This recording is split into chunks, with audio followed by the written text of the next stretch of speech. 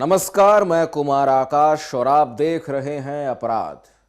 रूह कांप जाती है, आत्मा थर्रा उठती है और दिमाग सोचने पर मजबूर हो जाता है जब वफा के बदले बेवफाई मिलती है, जब रिश्तों को जायदाद से तोला जाता है और जब किसी बेटी की इज्जत तार तार होती है।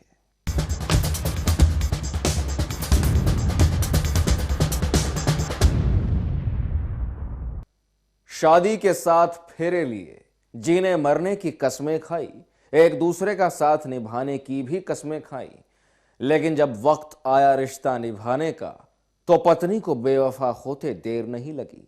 वो पति के सामने वफा का दावा करती रही और पीठ पीछे बेवफाई के ही गुल खिलाती रही। वैध रिश्ते को वो ताक पर रख कर अवैध रिश्ते को परवान चढ़ाती रही, लेकिन वो इस कदर भी गिर जाएगी किसी ने सोचा ही नहीं था।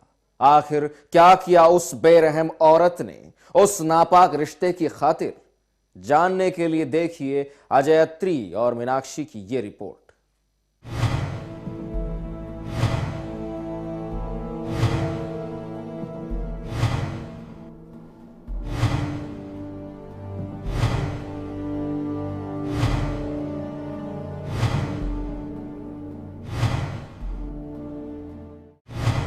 औरत या फिर चंडाल, पत्नी या फिर कलंक, पति का सिर धड़ से किया अलग, नापाक रिश्ते की खातिर पाक रिश्ते का कत्ल। जी हां, पुलिस की गिरफ्त में आई हुई ये वही कातिल औरत है जिसने पवित्र अग्नि के सामने शादी के साथ फेरे लिए, पति का हर हाल में साथ निभाने की कस्में खाई, पर ना तो इसने शादी के उन 7 फेरों का मान रखा और ना ही रिश्तों का सम्मान किया। 7 फेरों के संग ये पत्नी तो बन गई, लेकिन पत्नी होने का फर्ज ना निभा पाई। अपनी वासना की खातिर इस औरत ने अपने पति की ही जान ले ली, उसे इतनी भयानक मौत दी कि खुद मौत की भी रूह कांप उठी। लेकिन उस औरत की अंतरात्मा ने उसे धिक्कारा तक नहीं। ये वो हैवान औरत है जिसने पति की पीठ पीछे न सिर्फ नापाक रिश्ते के गुल खिलाए, बल्कि उसकी पीठ में बेवफाई का वो खंजर घोंपा कि उसकी जान ही चली गई। जरा देखिए, भेद खुलने के बाद ये कैसे अपने चेहरे को कपड़े से छिपा रही है। अब इसे शर्म आ रही है, लेकिन उस वक्त इसकी हया और शर्म का पर्दा कहां चला गया था जब ये अपने साथ खड़े इस शख्स के साथ रिश्तों को शर्मसार कर रही थी, अपने पति के साथ बेवफाई कर रही थी। ये वो औरत है जिसने अपने नापाक रिश्ते की खातिर अपने ही पति के साथ विश्वासघात किया। ये वो औरत है जो लाज शर्म सब कुछ भुलाकर वैध रिश्ते को पीछे छोड़कर अवैध रिश्ते को परवान चढ़ा रही थी।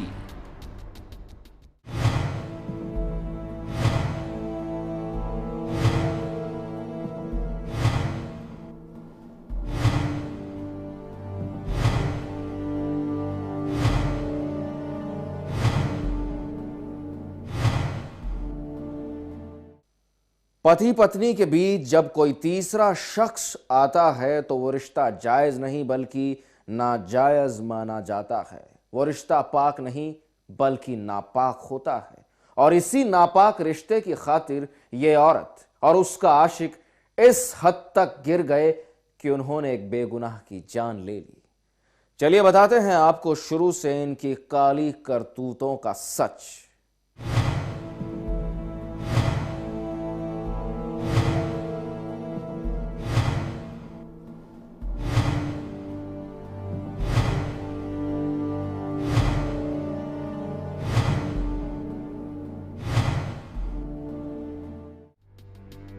घटना 2 मार्च की है, जब NH 71 के पास गर्दन कटी लाश मिलने से सनसनी फैल गई थी। किसी को समझ नहीं आ रहा था कि मृतक कौन है, कहां का रहने वाला है। लेकिन पुलिस ने एक कोशिश की और वो कोशिश रंग लाई। पुलिस ने लाश को कब्जे में लेकर इस संबंध में हत्या का मामला दर्ज किया। लाश किसकी है, इसकी पहचान के लिए पुलिस ने इश्तिहार भी छपवाए। पुलिस की तहकीकात चलती रही और फिर इस बीच 6 मार्च को दिल्ली रोड पर जवाहरलाल नेहरू नहर से पुलिस को मृतक का सिर बरामद हुआ।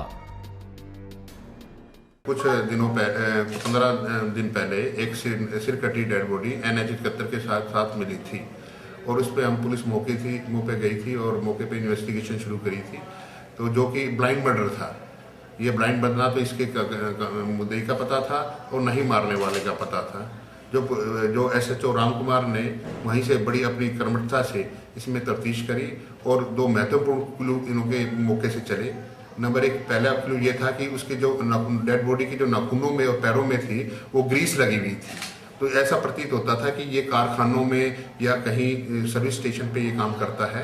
तो इन्होंने इस डेड बॉडी के पंफलेट छपवाए और प्रत्येक कारखाने में वो पंफलेट इन्होंने बांटे। जो बांटने के बाद तो इनको ये SHO राम कुमार को और इनको टीम को ये भी पता था कि इसकी जो डेड बॉडी का जो सिर है, वो पास में एक नहर बह रही थी कि तो वहाँ हो सकता है, उसकी संभावना थी। तो इन्होंने सिंचाई विभाग के कर्मचारियों जाकर के उनको एड्रेस किया और उनको ये बताया कि भी अगर इसका कोई सिर मिलता है तो मुझे सूचना दी। तो कुछ कम से कम 7 दिन के बाद ये सिर वहाँ के जो कर्मचारी थे नहर के, उन्होंने उसकी सूचना SHO साहब को दे दी और उस सिर को इन्होंने कब्जे में लिया।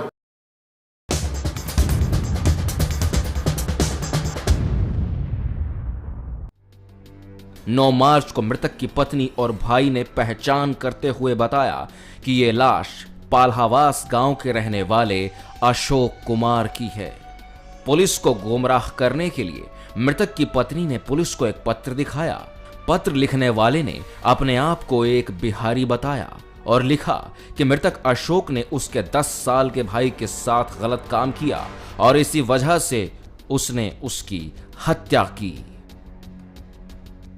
कब्जे में लेने के बाद इन्होंने उसके सारी फोटो ली और सारे मीडिया वालों ने भी इसमें बहुत कोऑपरेट किया। मीडिया वालों ने सारी इसकी जो सिर की फोटो है सारे उसमें डिस्ट्रिक्ट में सर्कुलेट की और आसपास के राज्यों में सर्कुलेट की। तो अब क्या खुलासा हुआ सर? अब उसके बाद 9 तारीख को इस मरने वाले मृतक का भाई थाने के अंदर आया इसकी वाइफ को लेकर के, और वाइफ को लेकर पुलिस ने पूछताछ करी उनसे, तो वाइफ ने इसको बड़े ही धोखे में पुलिस को देने की कोशिश करी। उन्होंने एक पत्र, ये जो मैं दिखा रहा हूँ आपको, पत्र इसकी वाइफ ने दिया जिसमें ये लिखा है कि मैं बिहारी हूँ और मैं इस टाइम निर्माणा में हूँ और मैं ये कहना चाहता हूँ कि ये जो अशोक जो मृतक है ये किसी मेरे भाई जो 5 साल का जो लड़का है उसे दुष्कर्म किया करता था और इसलिए उस बिहारी ने इसको मारा है। जो पुलिस को, जिससे पुलिस की तफ्तीश की जो डायरेक्शन है वो एकदम से बदल गई।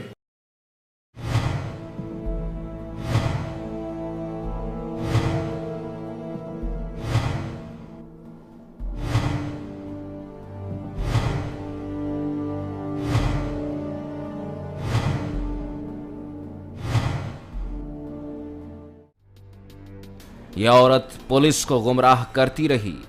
शायद ये भूल गई थी कि पुलिस अगर सक्रिय हो जाए तो फिर उसे कोई गुमराह नहीं कर सकता।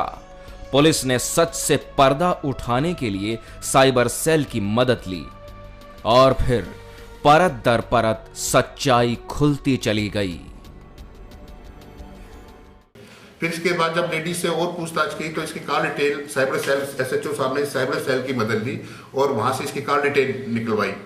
तो कॉल डिटेल में इसकी बात अशोक मृतक की पत्नी रेखा, उसकी बात लगातार राम निवास जो एक्यूज्ड है उससे हो रही थी और जिससे पुलिस ने राम निवास को अरेस्ट कर लिया और इसने ये पूरा डिटेल खुलासा किया कि 1 साल से ये इसका लेडीज के साथ अफेयर था। जब हमने लेडीज से पूछा कि आपका अफेयर कैसे था इसके साथ, तो उसने बताया कि मेरा जो पति अशोक है वो शराब पीने का आदी था, हर रोज शराब पी करके मेरे से लड़ता झगड़ता था और उसने मेरी जिंदगी बदतर कर दी थी। तो मैंने इसको रामनिवास को कहा कि भाई तू इसको रास्ते से हटा दे तो मैं तेरे साथ शादी कर लूंगी।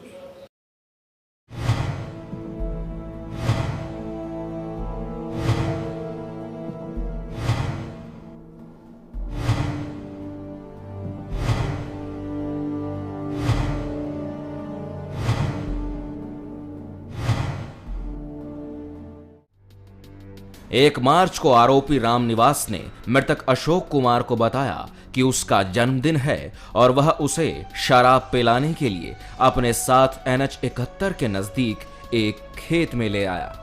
वहां आरोपी ने शराब पिलाने के बाद छुरी से उसकी गर्दन काटकर हत्या कर दी। हत्या करने के बाद पहचान छुपाने के लिए आरोपी ने उसके सिर को नहर में फेंक दिया। जिसमें सब्जी काटते हैं, तंबा छुरा था, वो लिया इस लड़के ने इस औरत के कहने पे। फिर इसको कहा कि भाई मेरे जन्मदिन है मेरा, और वो इस जन्मदिन के बहाने उसके हस्बैंड को लेकर के ये चला गया। पहले रास्ते में इसने ठेके से दारू ली, ठीक है। दारू लेने के बाद ये फिर यहाँ पर आ गया, NH जहाँ पर डेड बॉडी मिली थी वहाँ पर आ गए। वहाँ इसको पूरी बोतल इसने पिला दी, क्योंकि ये पीने का पहले ही आदी था। और जब इसने पहले भी पी रखी थी, और जब वे बिल्कुल होशवास खो बैठा और वो नीचे गिर गया, खड़ा भी नहीं हो पा रहा था। खड़ा होने के बाद सबसे पहले इसने उसके छुरा से गर्दन का जो टेटुआ है वो काटा, जिससे वो एकदम से मौके पे मर गया। फिर उसने उसकी आइडेंटिटी को छुपाने के लिए डेड बॉडी को पलट दिया और पीछे जो उसकी रीढ़ की हड्डी है उसको छुरे से काटा है, और उसके जो सर को उसने फिर उसमें नहर में डाल दिया जो पास से बह रही थी। हत्या करने के बाद आरोपी ने मृतक की पत्नी को फोन पर बताया कि उसने रास्ते के रोड़े को हटा दिया है। लेकिन सवाल यह है, क्या अपने अवैध रिश्ते की खातिर वैध रिश्ते का यूं कत्ल कर देना सही है? क्या ऐसा करते हुए एक बार भी उनकी आत्मा ने उन्हें धिक्कारा नहीं? आखिर कब तक ऐसा होता रहेगा?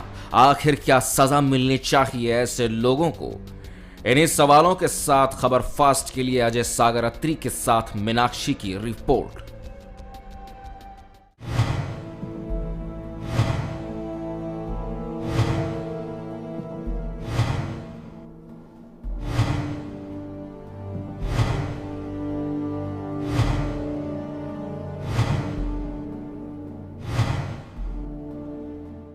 आखिर क्या कहेंगे इसे? क्या नापाक रिश्ते की खातिर पाक रिश्ते के साथ ऐसी हैवानियत करना सही है? अगर महिला अपने पति के साथ रहना नहीं चाहती थी तो उसे छोड़ सकती थी, रास्ता और भी निकाला जा सकता था, लेकिन उसने ऐसा नहीं किया, बल्कि उसे मार डाला।